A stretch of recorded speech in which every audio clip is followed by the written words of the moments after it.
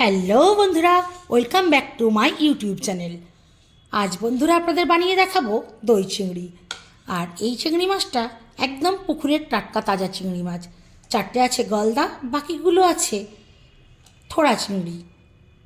তো এই চিংড়িগুলো টোটাল মিলিয়ে আমি আজ বানাবো দই চিংড়ি। তো বন্ধুরা ভিডিওটা না টেনে দেখতে থাকুন। আর এই দই চিংড়ি বানানোর জন্য একদম পাতলা ফাইন দেখে বলতে পারেন, একদম দেখুন এই দেখিয়ে দিচ্ছি একটু, একদম মিহি করে। চাইলে আপনারা পেস্ট বানিয়ে নিতেও পারেন। মিহি করে আমি কুচিয়ে নিয়েছি কারণ ভাজাটা ভালো হয়। আর সঙ্গে নিয়েছি দুটো কাঁচা লঙ্কা, আর এখানে নিয়েছি একটা শুকনো লঙ্কা, হাফ তেজপাতা, দুটো এলাচ, একটা লবঙ্গ, আর সামান্য একটু দালচিনি কাটা, আর নিয়েছি একটু আদা রসুনের পেস্ট। আর এখানে আছে 100 গ্রাম টক দই। তো বন্ধুরা চলুন এবার ওভেনে চলে যাই। ওভেনে কড়াই বসিয়ে দিয়েছি, এখন দিয়ে দেব সর্ষের তেল।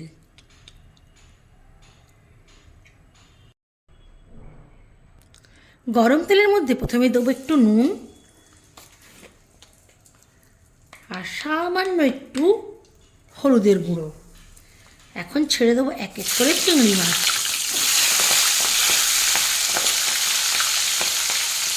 বড় চিংড়ি মাছগুলো আগে একটু মিনিটখানেক ভেজে নেব।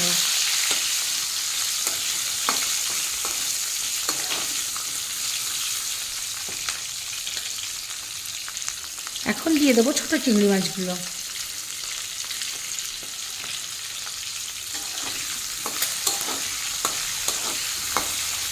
নাড়িয়ে চাড়িয়ে সবগুলোকে একটু ভালো মতো করে ভেজে নেব।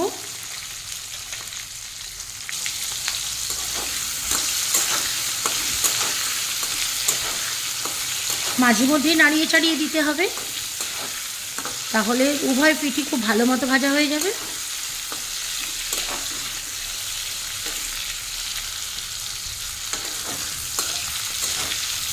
চিংড়ি মাছ ভাজা কমপ্লিট। এবার চিংড়ি মাছ ভাজাগুলো উঠিয়ে নেব।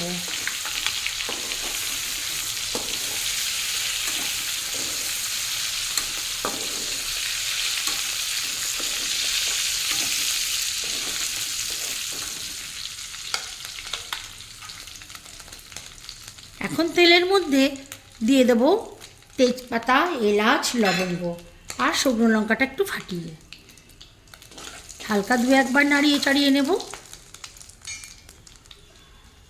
দিয়ে দেবো ফাইন করে কেটে রাখা পেঁয়াজ।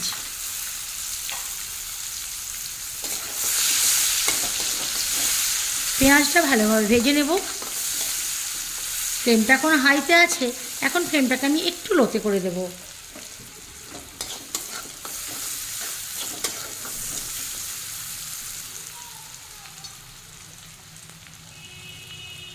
পেঁয়াজ যখন এই পর্যায়ে ভাজা হয়ে যাবে তখন দিয়ে দেবো একটু আদা রসুনের পেস্ট। আদা রসুনের পেস্ট দিয়েও ভালো করে ভাজতে থাকবো। ফ্লেমটাকে এখন বন্ধুরা লোতে রেখেছি। নুন একটু কম দিয়েছিলাম, এখন আরও একটু নুন দিয়ে দেব।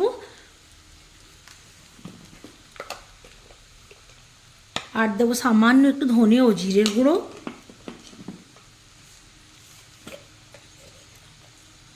রঙের জন্য বলতে পারেন, বা একটু ঝাল ঝাল হওয়ার জন্য দিয়ে দিলাম আমি হাফ চামচের একটু কম শুকনো লঙ্কার গুঁড়ো।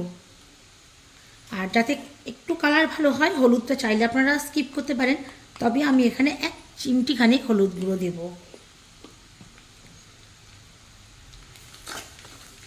মশলাটাকে একটু ভেজে নেবো মিনিটখানেক। ফ্লেমটা কিন্তু এখন লোতেই থাকবে।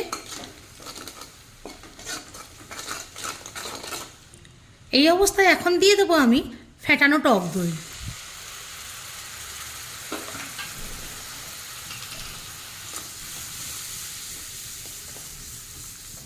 টক দইটাকে খুব ভালো করে মিশিয়ে নেবো মশলার সঙ্গে। ফ্লেমটাকে কিন্তু এখন অবশ্যই লোতে রাখবেন। আর দইয়ের বাটিটা ধুয়ে দিয়ে দেবো জল। এখন কিন্তু ফ্লেমটাকে আমি হাইয়ে করিয়ে দেবো।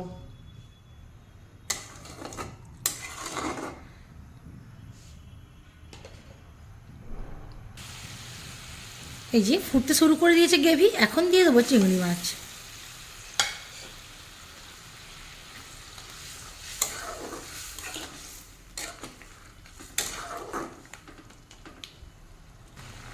খুব ভালোভাবে ফুটে গেছে। এখন ঢাকা দিয়ে 3 মিনিটের জন্য রান্না করে নেব।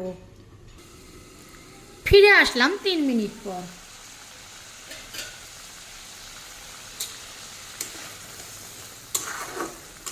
গ্রেভিটা অনেকটা কমে গেছে। এখন টক দই আছে, ঝালও দেওয়া হয়েছে, কিন্তু মিষ্টি দেওয়া হয় না। তো স্বাদটা ব্যালেন্স করার জন্য আমি দিয়ে দেবো সামান্য একটু চিনি।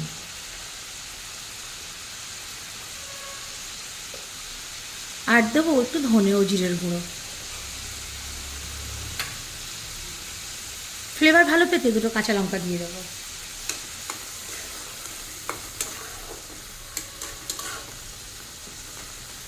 মিনিট খানেক খোলা রেখেই ফুটিয়ে নেব। আওয়াজ শুনে বুঝতে পেরেছেন তরকারি আমার কমপ্লিট হয়ে গেছে। ওভেনটা এখন অফ করে দেব। তো বন্ধুরা, এই ছিল ফাইনাল লুক। তো আজকে আমার এই দই চিংড়ি বানানোর পদ্ধতিটা আপনাদের কেমন লাগলো অবশ্যই কিন্তু কমেন্ট করে জানাবেন। ভালো লাগলে লাইক করবেন, শেয়ার দিয়ে দেবেন, আর পাশে রাখা বেল আইকনটা কিন্তু প্রেস করতে ভুলবেন না, যাতে করে আমার কোনো রেসিপি সব থেকে আগে আপনার কাছেই পৌঁছে যেতে পারে।